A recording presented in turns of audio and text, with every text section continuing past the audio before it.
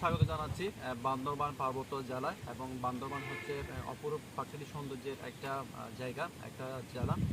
তো আমরা বান্দরবান শহর থেকে ঠিক 4 কিলোমিটার দূরে একটা পাহাড়ের উপর আছি।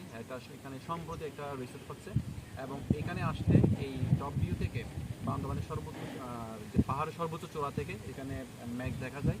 এবং দেখতে পাচ্ছেন এখানে কিন্তু এখনও প্রচুর মেঘ, একদম কুয়াশাচ্ছন্ন। দারুণ একটা আমরা এখন ভিউ পাচ্ছি। সূর্য আলো